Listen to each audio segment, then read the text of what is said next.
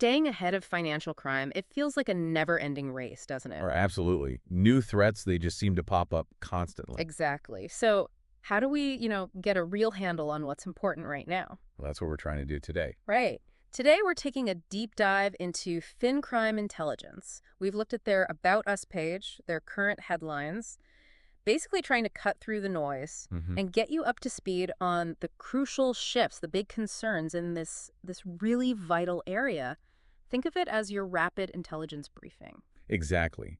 Our goal isn't just to describe FinCrime Intelligence. It's more about extracting the essential knowledge. Yeah. What does their platform tell us about the current financial crime landscape? Okay. By looking at their focus and what topics they're pushing for compliance and risk pros, we can, I think, get a much clearer picture of today's key challenges. And maybe the emerging ways to tackle them. On the approaches, yeah. Okay, let's unpack their core mission then. FinCrime Intelligence says they're focused on the growing complexity of financial crime. I mean, no arguments there. No, definitely not. It's incredibly complex. They specifically point to critical areas like fraud, money laundering, cybercrime, sanctions evasion, terrorist financing, Yeah, bribery, and corruption. It's a formidable list. it really is. What strikes you about that collection? Well, what's fascinating, I think, is how interconnected these things are. Right. Proceeds from fraud can easily flow into money laundering, cyber attacks. They can enable all sorts of financial crime, like ransomware leading to potential sanctions issues. Ah, okay. So their focus on this whole ecosystem, it really highlights the need for a holistic approach. You can't just silo these threats. That makes total sense. It's not just individual boxes to pick off a list. Hmm. Now, FinCrime Intelligence also emphasizes helping organizations strengthen defenses and meet regulatory expectations. So it's not just about knowing the threats. No, it's about action, proactive measures. Right. And look, a key part of strengthening defenses is having knowledgeable people. That's why them highlighting certifications is so relevant. You mean like ACAMS, ACFE, and the ACA? Exactly. ACAM is the Association of Certified Anti-Money Laundering Specialists, ACFE Association of Certified Fraud Examiners, and the International Compliance Association. These signal real expertise in a very complex field. Okay. So if you're listening and you're in compliance, AML, fraud investigation, risk management, these aren't just letters after your name. Not at all. They signify a commitment, a baseline of knowledge, Yeah. best practices. What kind of specific value do they bring? Can we unpack that a bit? Sure. So ACAMS, for instance, focuses very specifically on anti-money laundering, counter-terrorist financing. It ensures professionals really get the regulatory side, the detection methods, Okay. ACFE. That's centered on fraud, preventing it, detecting it, deterring it. These specialized skills are just getting more and more vital as criminals, they keep evolving their methods. Constantly evolving. Okay, so beyond the professional development side, FinCrime Intelligence also mentions practical resources. They list a glossary, training insights, solution spotlights. It sounds like they're trying to provide really actionable intelligence. That's the goal, yeah. Yeah. Bridging that gap between just information and actual action. How would someone, practically speaking, use these kinds of resources? Well, think of the glossary like an always updated dictionary for the FinCrime world. New terms pop up constantly, right? Crypto, cyber fraud. True. So having a reliable reference is crucial. Training insights, they could offer guidance on effective strategies. And the solution, spotlights, maybe real-world examples of tech or services that actually work against specific threats. Like AI, maybe? Yeah, like AI-powered transaction monitoring, for example. Yeah. Systems that can spot suspicious patterns much better than, the old rule-based systems. Okay, that makes sense. Let's pivot then to what's grabbing attention right now, their trending now section. First one, rewiring financial crime programs with AI, from reactive to relentless. Wow, that sounds like a pretty fundamental shift. It really does. What's the real significance here, this move towards AI? I think what's fascinating is AI's potential to go beyond just flagging things based on old rules. It can analyze huge amounts of data, find subtle connections, anomalies, things a human analyst might just miss. That could lead to catching much more sophisticated crime, stuff we haven't even seen before. And the relentless part, that points to AI learning, adapting constantly as the criminals adapt. Keeping pace, essentially. Hopefully, yes. Okay, next trending topic. Hackers shift focus. Apple ID now in the crosshairs.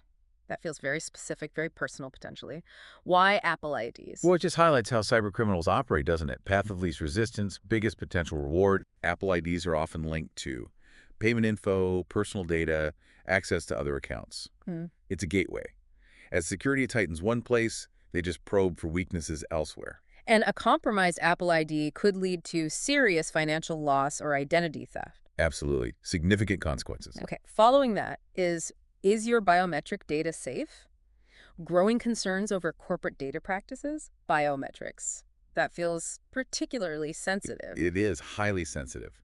Fingerprints, facial scans, this data is unique to you. You can't just change it like a password if it gets compromised. Good point. And we're using it more and more for authentication. So it raises serious questions about how companies store it, how they protect it. A breach here could have really long-lasting impacts for people. Yeah, scary stuff.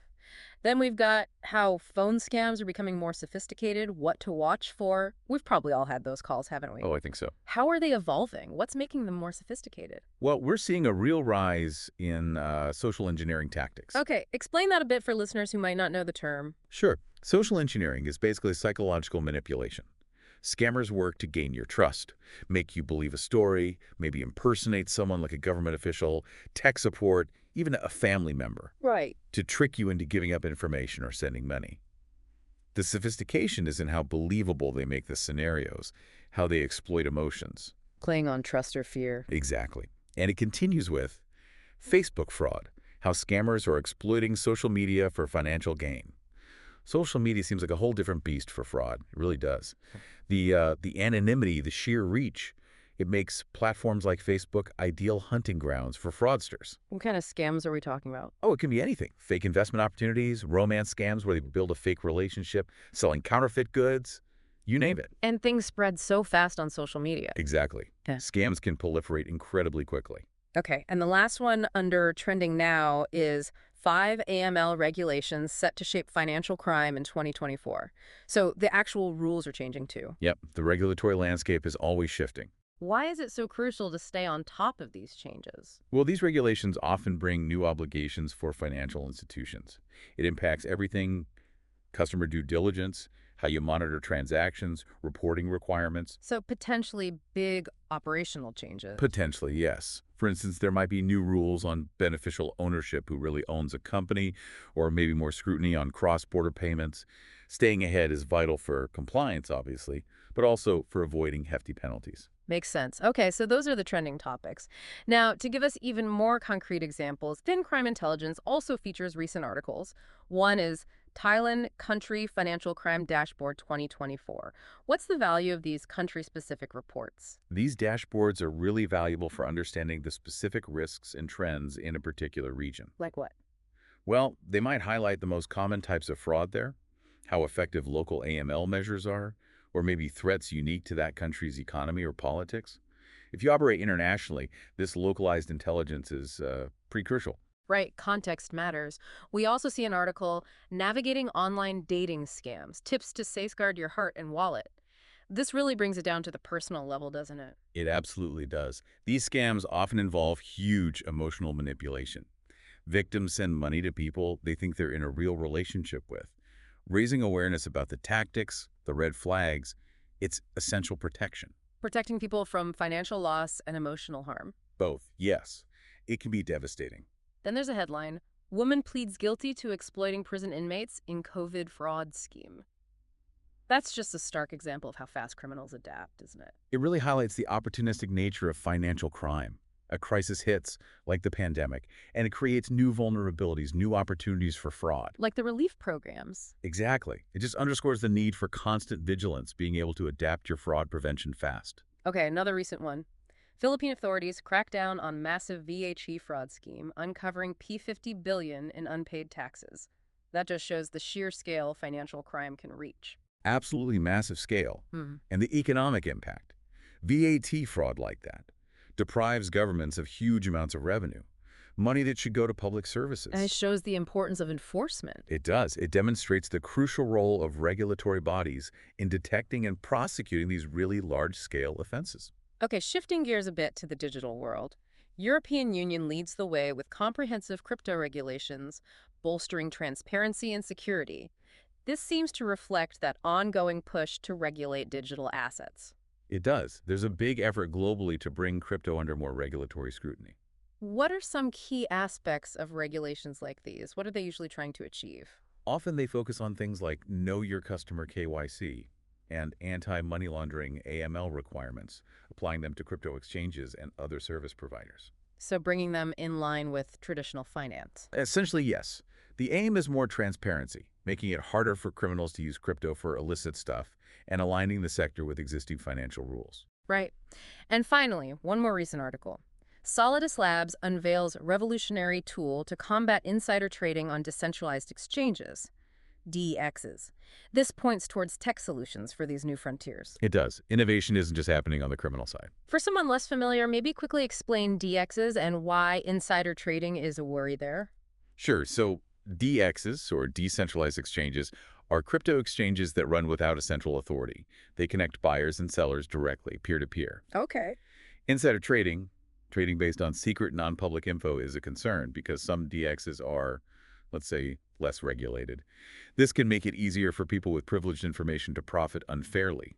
Tools like the one mentioned aim to bring more surveillance, more transparency to these platforms. Trying to level the playing field. That's the idea. So pulling this all together, it really seems like FinCrime Intelligence is quite a valuable resource for anyone who needs to stay informed in this incredibly complicated, always changing world of financial crime. I'd agree. They seem to be providing not just the news, but context, insights for professional growth, and examples of practical solutions, too. It's the breadth that's striking. Exactly. The sheer breadth of topics, AI, crypto rules, social media vulnerabilities, specific country risks, it just hammers home how dynamic this field is. Yeah. It really demands continuous learning, doesn't it? And a really proactive approach to understanding and managing risk. It definitely makes you think, which of these evolving threats really poses the biggest challenge right now? Or maybe where do we most urgently need new defenses?